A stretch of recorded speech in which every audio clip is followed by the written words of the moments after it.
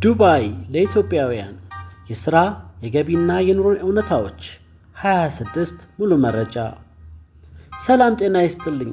ዛሬ ደግሞ የብዙ ኢትዮጵያውያን መዳረሻ ወደ ሆነችው የብልጭልጭ ከተማ ወደምትባለው ዱባይ እንጓዛለን። ዱባይ ለኢትዮጵያውያን የሥራ ዕድል ወይስ የኑሮ ፈተና? ዛሬ በዝርዝር እናያለን። በዱባይ የሚኖሩ ኢትዮጵያውያን ብዛት፣ የሚሰሩባቸው የሥራ ዘርፎች፣ ወርሃዊ ገቢ፣ የኑሮ ውድነትና የወደፊት ህልማቸው ዳሰን እንጨርሳለን። እስከ መጨረሻው አብራችሁን ቆዩ። የህዝብ ብዛትና መኖሪያ አካባቢዎች። በተባበሩት አረብ ኤሚሬት ዩኤኢ በአጠቃላይ እስከ 200 ሺህ የሚጠጉ ኢትዮጵያውያን እንደሚኖሩ ይገመታል። አብዛኞቹ በዱባይና አካባቢው ይገኛሉ። ዴራ የንግድ ማዕከልና ብዙ ኢትዮጵያውያን በብዛት የሚሰሩበት አካባቢ ነው። አልናህዳ ከዱባይ ሻርጃ ጋር ስለሚገናኝ ለኑሮ ተመራጭ ነው። ሻርጃ ብዙ ኢትዮጵያውያን የቤት ኪራይ ቅናሽ ፍለጋ እዚህ ይኖራሉ፣ ወደ ዱባይ ለሥራ እየተመላለሱ። ሳትዋ ሌላኛው የኢትዮጵያውያን መገኛ የንግድ እንቅስቃሴ ያለበት ቦታ ነው።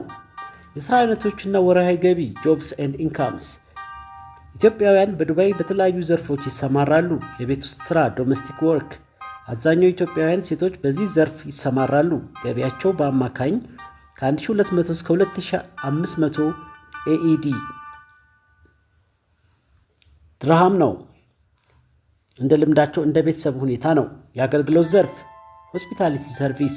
በሆቴሎች በካፌዎችና በሱፐርማርኬቶች ገቢያቸው ከ2500 እስከ 4500 ድርሃም ኤኢዲ ሊደርስ ይችላል። ባለሙያዎች ስኪልድ ፕሮፌሽናልስ በኢንጂነሪንግ፣ በጤና፣ በአይቲ፣ በሽያጭ ዘርፍ ገቢያቸው ከ6000 እስከ 15000 ከዛም በላይ ሊሆን ይችላል። ኤኢዲ የግል ንግድ ኢትዮጵያን ምግብ ቤቶች፣ የቡና ቤቶች፣ የጭነት አስተላላፊ ካርጎ ድርጅቶችም ይገኛሉ። የኑሮ ውድነት ኮስት ኦፍ ሊቪንግ። ዱባይ ውድ ከተማ ብትሆንም ኢትዮጵያውያን በጋራ በመኖር ወጪያቸውን ይቀንሳሉ። ቤት ኪራይ ፓርቲሽን ብዙዎች ለአንድ ክፍል ከ800 እስከ 1500 ድርሃም ኤኢዲ ይከፍላሉ። ሙሉ አንድ መኝታ ቤት ግን 5000 በላይ ኤኢዲ ነው። ምግብ በወር ከ800 እስከ 1200 በቤት ውስጥ ሲበስል። ትራንስፖርት የዱባይ ሜትሮ እና ባሶች ዋነኛ መጓጓዣ ናቸው።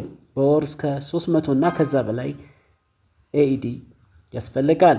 ጠቃሚ ነጥብ በ2026 የቤት ኪራይ እና የፍጆታ ዕቃዎች ዋጋ በከፍተኛ ሁኔታ እየጨመረ መሆኑን ማጤን ያስፈልጋል።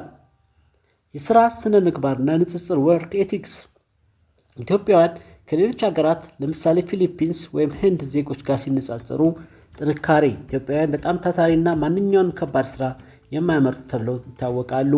ታማኝነት በቤት ውስጥ ሥራ ላይ ያሉ ኢትዮጵያውያን በታማኝነት ይመረጣሉ።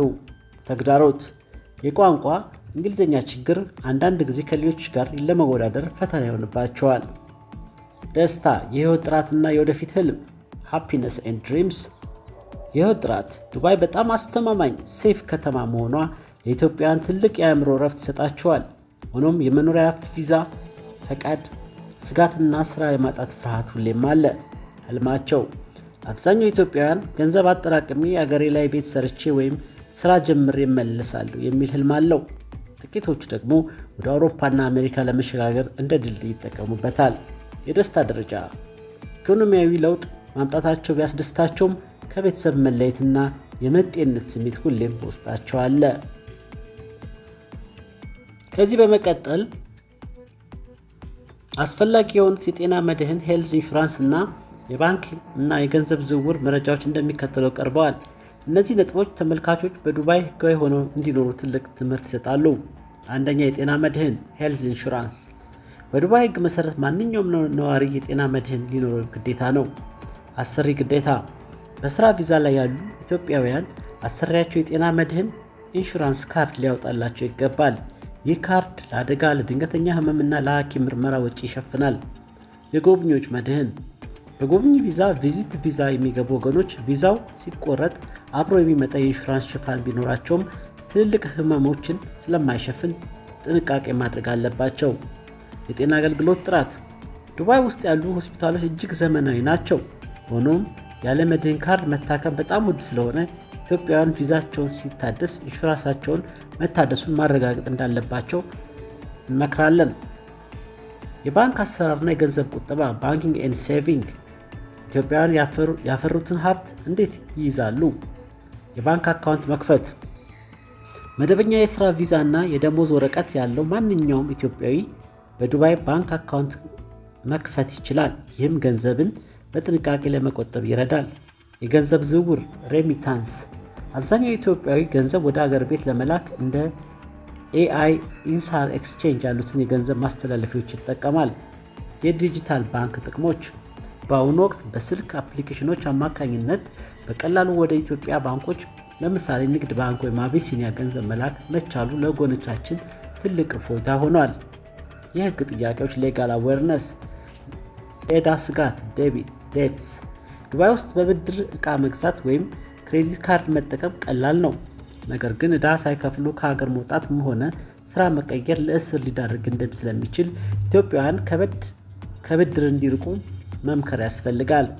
የቪዛ ጥሰት አብስኮንዲንግ ከአሰሪ ጋር ሳይስማሙ ስራ ጥሎ መጥፋት አብስኮንዲንግ ተብሎ ሪፖርት ስለሚደረግ ወደፊት በዱባይ በሰላም ለመኖር ትልቅ እንቅፋት ይሆናል።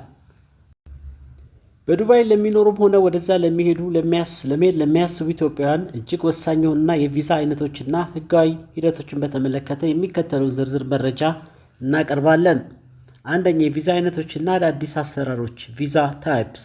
በዱባይ የቪዛ ህግጋት በየጊዜው የሚቀያየሩ በመሆናቸው እነዚህ ነጥቦች በቪዲዮ ማስተዋል እንዳትረሱ። የፍሪላንስ ቪዛ በአሁኑ ወቅት ብዙ ኢትዮጵያውያን ባለሙያዎችና ነጋዴዎች ወደዚህ ሀገር እየገቡ ነው። ይህ ቪዛ ግለሰቦች የራሳቸውን ፈቃድ አውጥተው በተለያዩ ድርጅቶች ውስጥ በነፃነት እንዲሰሩ ያስችላቸዋል።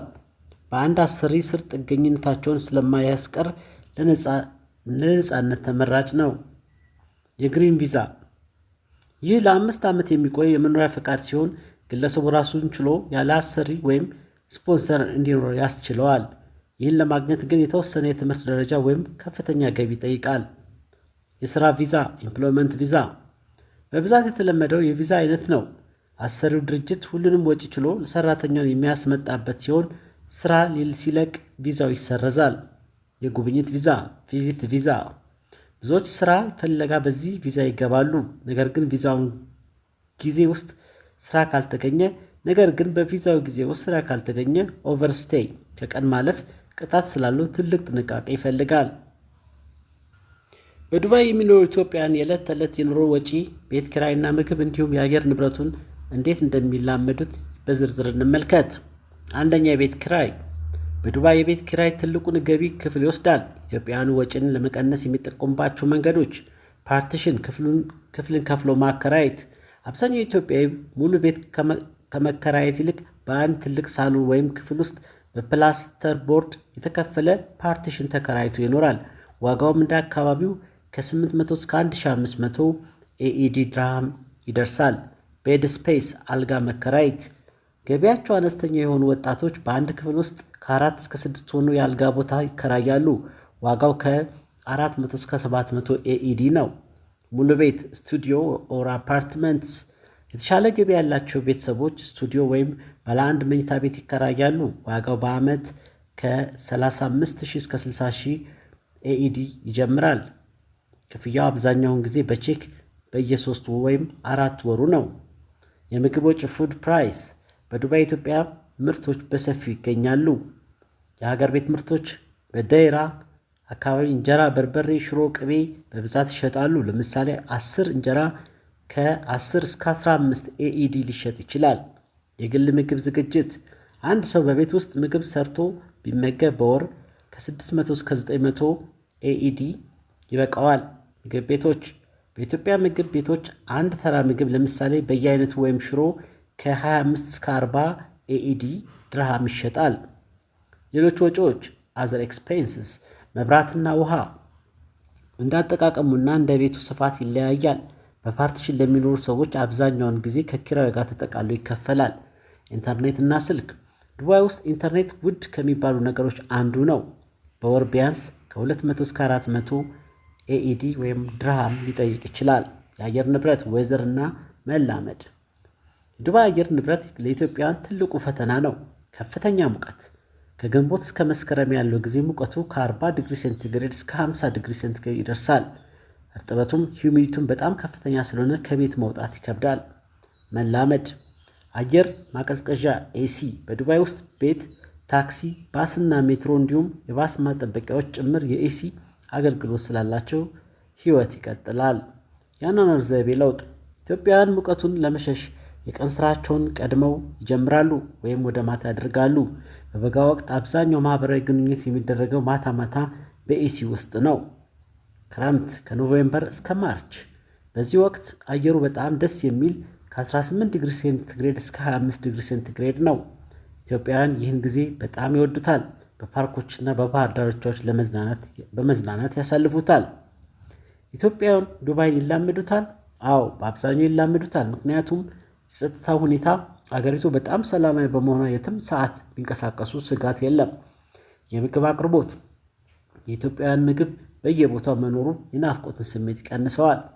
የሥራ ባህል ዱባይ ውስጥ ስርዓትና ሕግ ስላለ ታታሪ የሆነ ኢትዮጵያውያን ስርዓቱን ፈጥነው በመረዳት ራሳቸውን ይላመዳሉ። በሙቀት ውስጥ እየሰራችሁ ያላችሁ ወገኖቻችን ሙቀቱን ለመቋቋም የምትጠቀሙበት ልዩ ዘዴ አለ? በኮሜንት ላይ አጋሩን።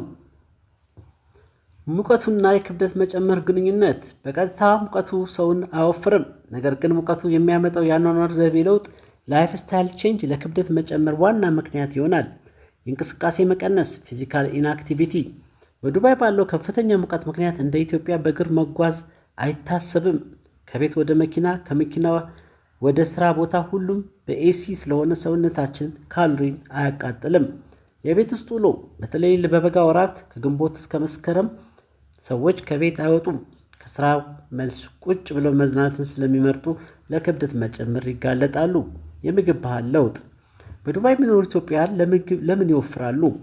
የተቀነባበሩ ምግቦች ፋስት ፉድስ ዱባይ ውስጥ በየቦታው ያሉ የፈጣን ምግብ ቤቶችና 24 ሰዓት የሚሰሩ የዴሊቨሪ አገልግሎቶች ሰዎች በቀላሉ ቅባት የበዛባቸው ምግቦች እንዲመገቡ ያደርጓቸዋል። የምግብ ሰዓት መዛባት ብዙ ነጋዴዎችና ሰራተኞች ቀኑን በስራ አሳልፈው ማታ ወደ ቤት ሲመለሱ ከባድ ምግብ ተመግበው ወዲያውኑ የመተኛት ልምድ አላቸው። ይህ ደግሞ ለሆድ አካባቢ ስብ በሊፋት መጨመር ምክንያት ይሆናል። የለስላሳ መጠጦች በሙቀቱ ምክንያት ሰዎች ውሃ ከመጠጣት ይልቅ ቀዝቃዛ ለስላሳዎችና ጣፋጭ ጭማቂዎችን በብዛት ይጠጣሉ። የስነ ልቦና ምክንያት ስትረስ ኢቲንግ አንዳንድ ጊዜ ከሀገር መራቅና የስራ ጫና የሚፈጥረው ጭንቀት ስትረስ ለመቀነስ ሰዎች ምግብ የመመገብ ዝንባሌ ያሳያሉ። ዱባይ መጥቼ ተመቸኝ የሚለው ስሜትም የምግብ ፍላጎት ሊጨምር ይችላል። በዱባይ መኖር ከጀመራችሁ በኋላ ክብደት ጨምራችኋል ወይስ ቀንሳችኋል?